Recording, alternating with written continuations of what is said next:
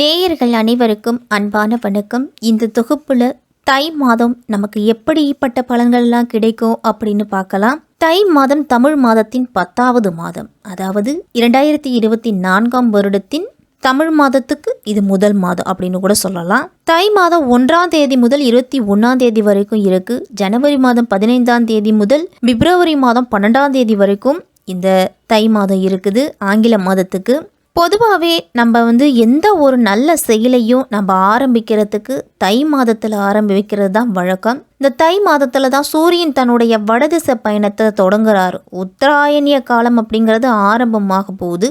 தேவர்களோட உலகுக்கு தட்சிணாயனம் எனப்படும் 6 மாத இரவு காலம் முடிஞ்சு 6 மாத பகல் காலம் அப்படின்னு சொல்லக்கூடிய உத்தராயண காலம் ஆரம்பமாக போகுது. இதுவே இந்த தை மாதத்தோட பெருமை அப்படின்னு கூட சொல்லலாம்.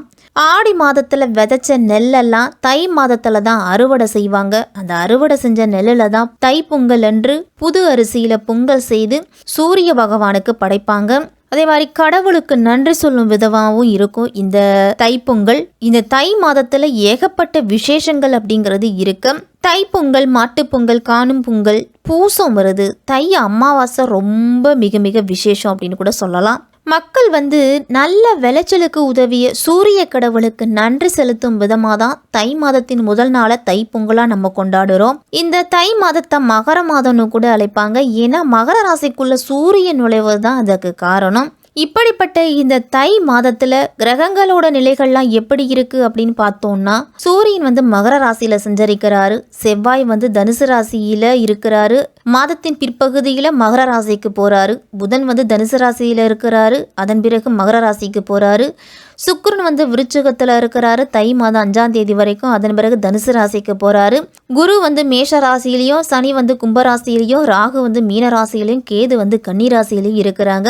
இப்படிப்பட்ட சஞ்சாரத்துல தான் இந்த தை மாதம் பிறக்குது. இப்படிப்பட்ட நிலையில இந்த 12 ராசிக்காரர்களுக்கும் எப்படிப்பட்ட பலன்கள்லாம் கிடைக்கும் அப்படின்னு நம்ம விரிவாவே பார்க்கலாம். உங்களுடைய பேச்சாலேயே அனைவருடைய மனதிலையும் இடம் பிடிக்கக்கூடியவர்கள் தான் துலாம் ராசிக்காரர்கள். உங்களுக்கு தை மாதம் எப்படி இருக்கும், என்னென்ன பலன்கள்லாம் கிடைக்கும் அப்படின்னு பார்க்கலாம். தை மாதத்தோட கிரக நிலைகளை பார்த்தோம் அப்படின்னா, மாத தொடக்கத்திலேயே உங்க ராசிநாதன் சுக்கிரன் தனஸ்தானத்துல சஞ்சரிக்கிறாரு. குருவின் பார்வையும் உங்க ராசியில இருக்கு. அதனால பொருளாதார நிலைங்கிறது ஓரளவு திருப்தி தரும். உங்களுக்கு புதிய முயற்சிகள்ல நல்ல முன்னேற்றம் இருக்கும்.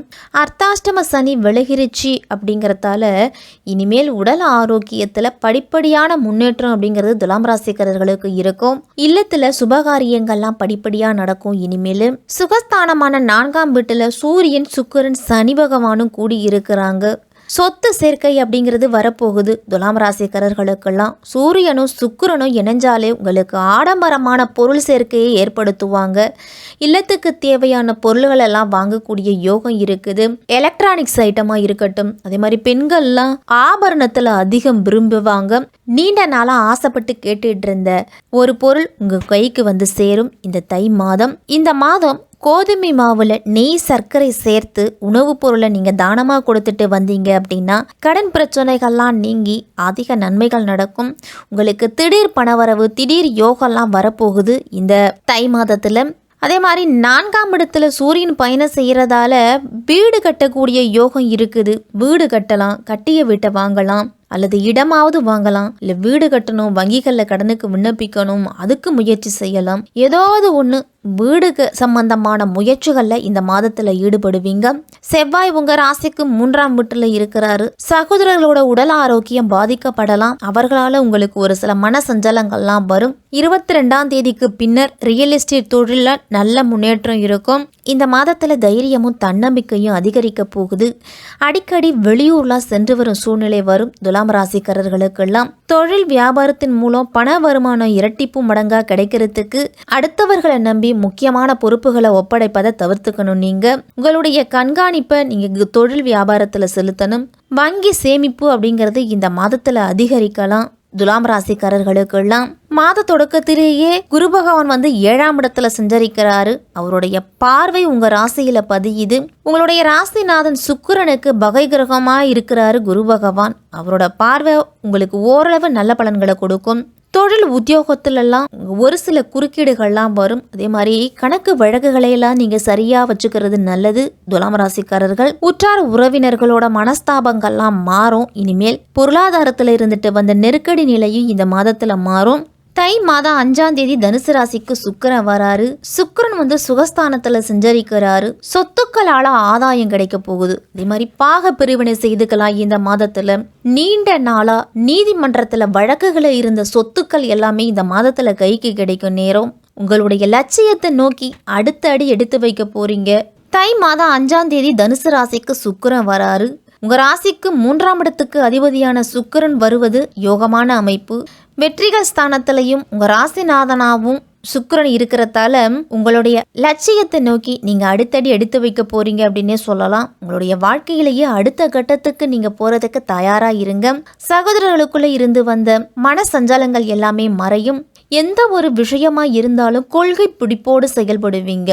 என்னுடைய கொள்கையிலிருந்து நான் மாற மாட்டேன் அப்படிங்கிறதுலயே இருப்பீங்க. நீங்க தேர்ந்தெடுத்த கலை எதுவா இருந்தாலும் அதுல முன்னேற்றம் அப்படிங்கிறது கிடைக்கும். உங்களுடைய மன உறுதியையும் தைரியத்தையும் நீங்க என்னைக்குமே விட்டு கொடுக்க கூடாது. துலாம் ராசிக்காரர்கள்லாம் தை மாதம் 13ஆம் தேதி மகர ராசிக்கு புதன் வராரு. அவர் 9க்கும் 12க்கும் அதிபதி. சுகஸ்தானத்துல புதன் வரும் நேரம் உங்களுக்கு உடல் ஆரோக்கியத்துல இருந்துட்டு வந்த பிரச்சனைகள்லாம் குறைஞ்சி நல்ல முன்னேற்றம் கிடைக்கும்.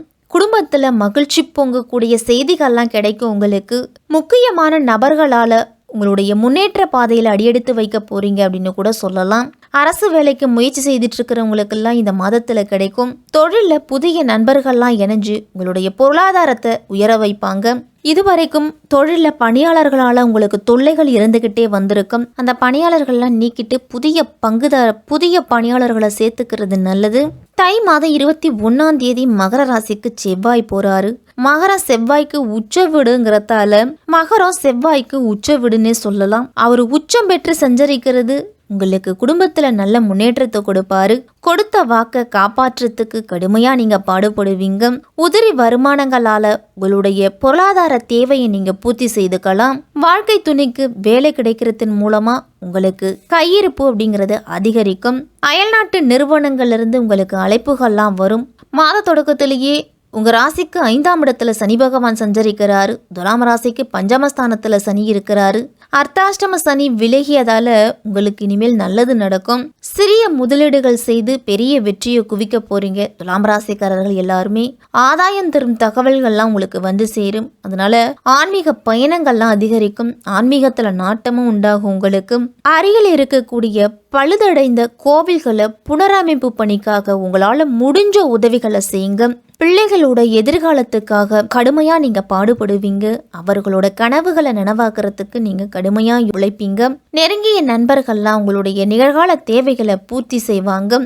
அரசியல் மற்றும் பொதுநலத்துல இருக்கிறவங்களுக்கெல்லாம் மதிப்பு மரியாதை எல்லாமே உயரக்கூடிய மாதம் இந்த தை மாதம். அதே மாதிரி நீங்க எதிர்பார்த்திருந்த நல்ல தகவல்கள்லாம் சேரும். வியாபாரம் தொழில் செய்யறவங்களுக்கெல்லாம் தொழிலை விரிவுபடுத்தும் சிந்தனை அப்படிங்கிறது அதிகரிக்கும். கலைஞர்கள்லாம் உங்களுடைய வெற்றி பாதையில அடியெடுத்து வைக்க போகக்கூடிய வாய்ப்பு கிடைக்குது. இந்த தை மாதத்துல கிடைக்கின்ற வாய்ப்பை நீங்க பயன்படுத்திக்கணும். சிறிய வாய்ப்பா இருந்தாலும் அதை நீங்க பயன்படுத்திக்கிங்க. உங்களுடைய எதிர்காலத்துக்கு அது மிக மிக நல்லது. மாணவர்கள்லாம் போட்டித் தேர்வுகள்ல நீங்க எதிர்பார்த்த வெற்றி அப்படிங்கிறதே கிடைக்கும். கரைந்த சேமிப்புகளை ஈடுகட்டுற அளவுக்கு பெண்களுக்கு பொருளாதாரம் அப்படிங்கிறது இருக்கும். கணவன் மனைவி அப்படிங்கிறது ஒற்றுமையா இருப்பீங்க. இந்த மாதத்துல குழந்தைகளால ஒரு சில பிரச்சனைகளும் அக்கம் பக்கத்துல இருக்கிறவர்களெல்லாம் அனுசரித்து போறதும் நல்லது. இந்த மாதம் செவ்வாய்க்கிழமை தோறும் ராகு காலத்துல துர்க்கையம்மனை வழிபட்டுட்டு வந்தீங்க அப்படின்னா உங்களுடைய துன்பங்கள் அனைத்துமே தீரும். உங்களால முடிஞ்ச உதவிகளை உங்களை தேடி வர்றவங்களுக்கு செய்யுங்க. குலதெய்வ கோவிலுக்கோ அல்லது மற்ற கோவில்களுக்கோ நேர்த்திக்கடன் இருந்துச்சுன்னா அந்த நேர்த்திக்கடனை முழுமையா செலுத்தி முடிங்க. துலாம் ராசிக்காரர்களுக்கெல்லாம் இந்த தை மாதம் சிறப்பாகவே இருக்கும்.